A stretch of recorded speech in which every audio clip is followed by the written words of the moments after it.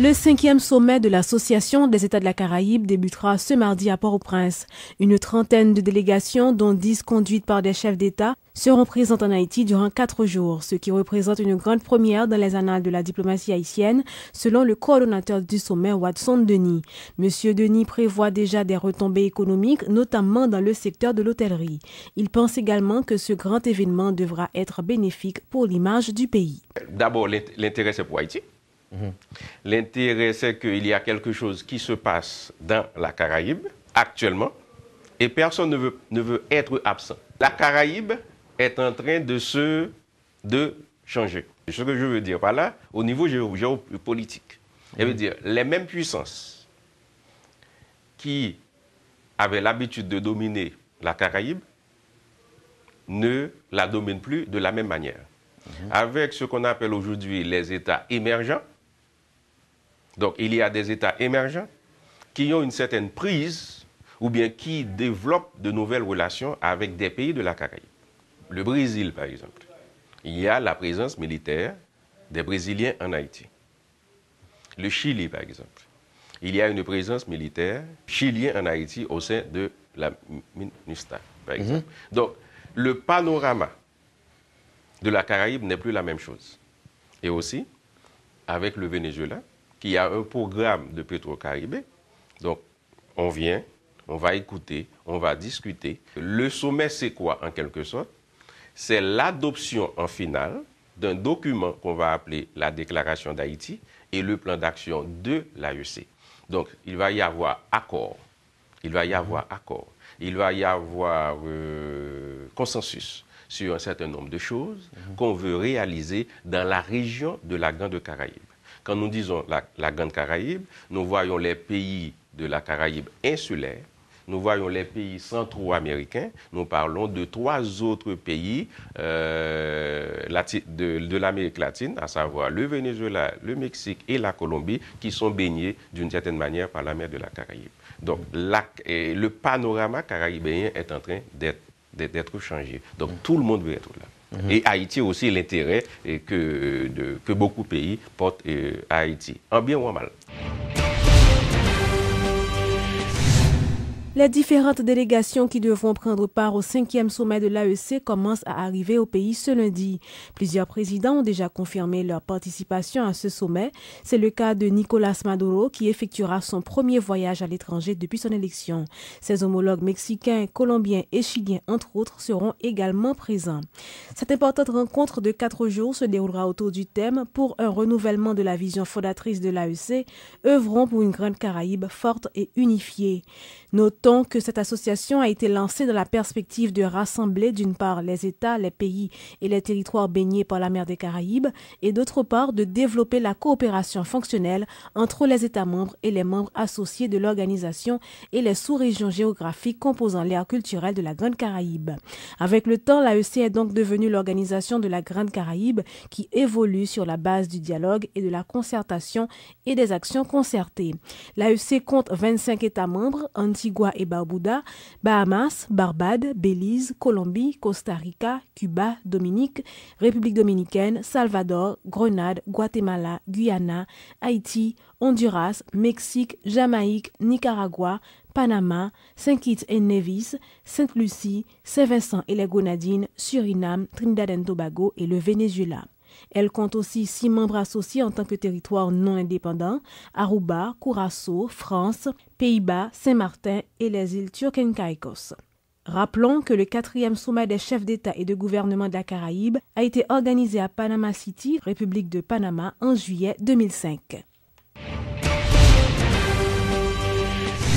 Le président de la République, accompagné de son ministre de l'Environnement Jean-François Thomas, a effectué une visite ce lundi à Jalousie, Morne-l'Hôpital, plus précisément au niveau de la ravine Loremena, où s'effectuent actuellement des travaux de curage à l'approche de la saison cyclonique. Bassin qui a fait dans son bassin pour qu'il mette le coup de l'eau avec roche. Là, ça a connu au vin, l'eau descend seulement, il a fait un deuxième bassin, il va encore pour qu'il mette l'eau pour faire des dégâts, on va tuer le monde. Qui voit nous gagner mieux que nous avons fait. Nous sommes pour nous gagner de l'eau, mais tout pour nous continuer à construire au-delà de bus. Oui. Et maintenant, pour nous participer à ça. Le président ou bien le ministre de l'environnement et magistrat ou le député a dit nous pas construire, on est bien. C'est pas qu'il y a pas nous bien. Nous, le gouvernement fait caille pour nous. Problème non, l'État passe son l'ordre ou bon loi, il faut tout le monde, il faut gagner, il faut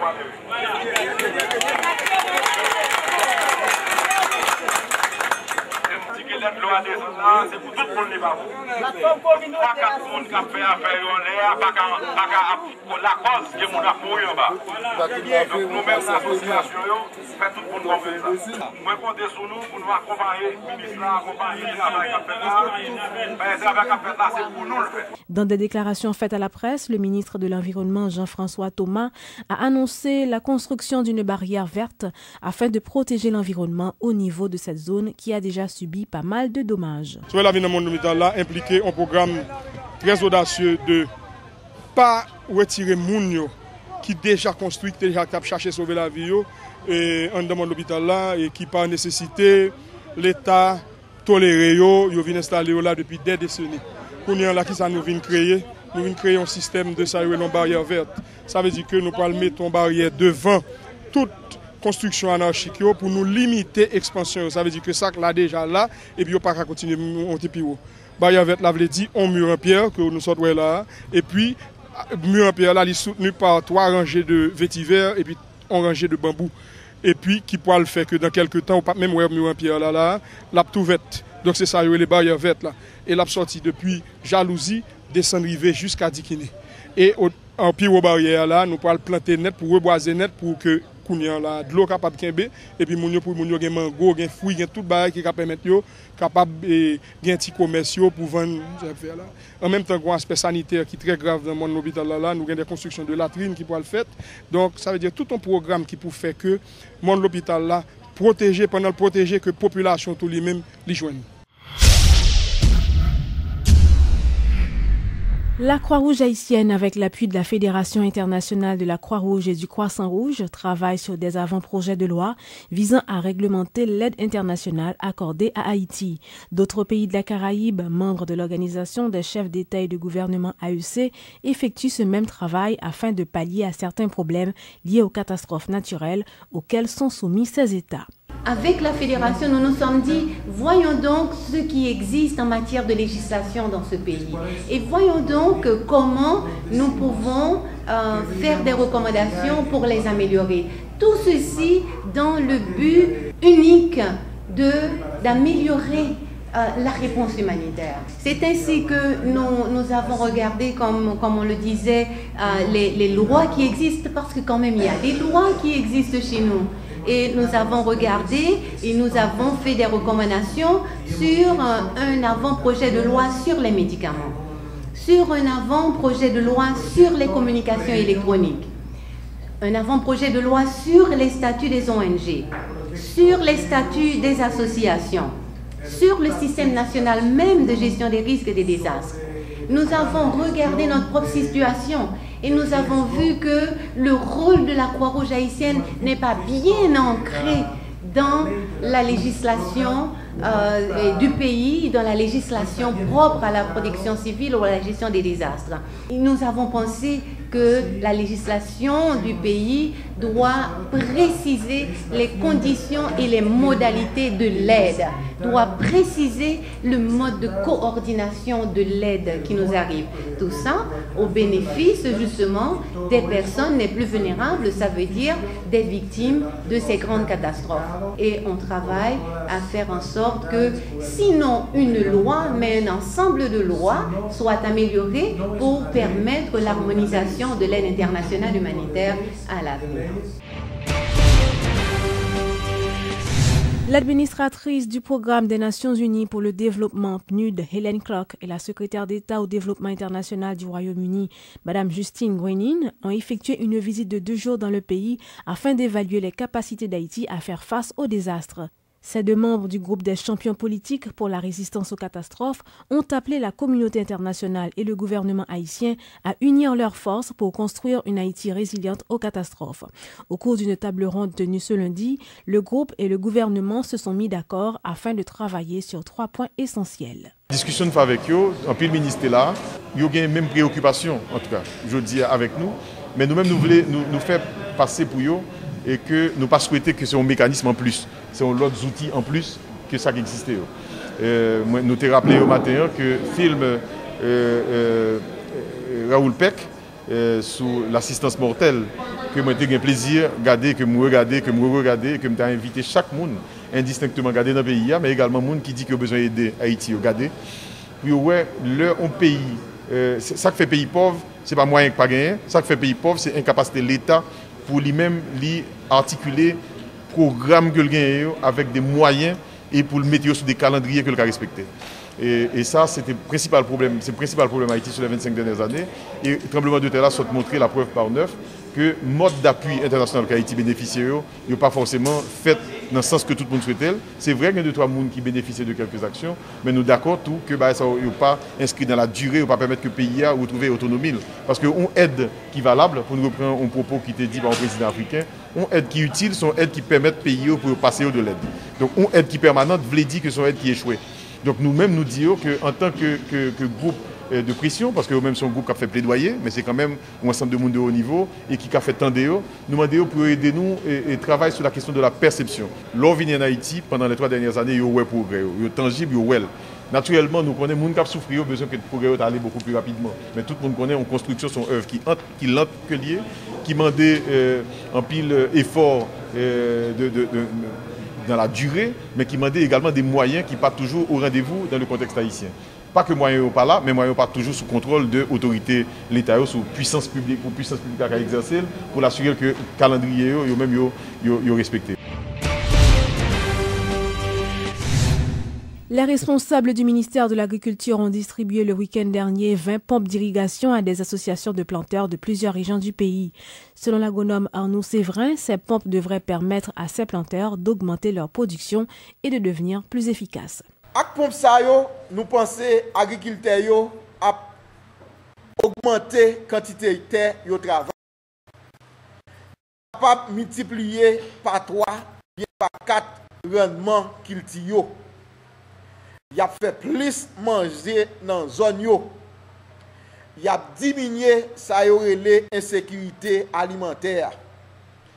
Il a augmenté la sécurité économique plantaire et agriculteur.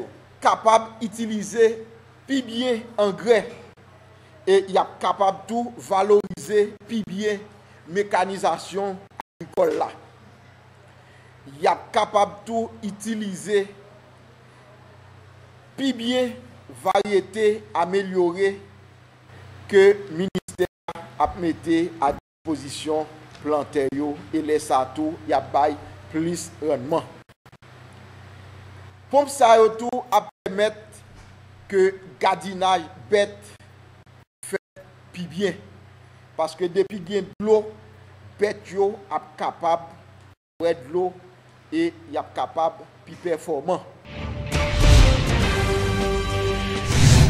Le spectacle de patinage artistique baptisé Haiti on Ice aura lieu les 26 et 27 avril prochains au stade Silvio Cator. Les danseurs Souria Bonali, Philippe Candeloro et 25 autres patineurs internationaux seront présents lors de ce show.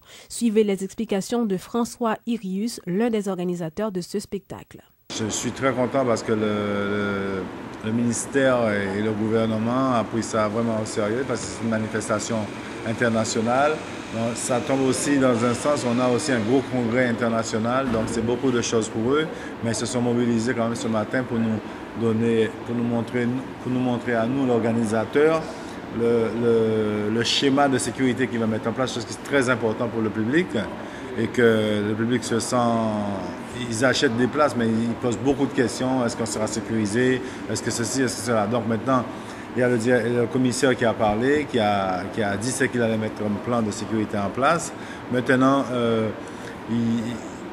je pense qu'on est point prêt pour cette manifestation. Est-ce que vous confirmez que Philippe Candeloro et Souria Bonali seront bien là? Bien sûr, Philippe et Souria seront présents. S'ils ne sont pas là, ce n'est pas la peine de faire le show, parce que c'est les deux vedettes de cette histoire. Souria arrive mercredi, Philippe arrive mercredi.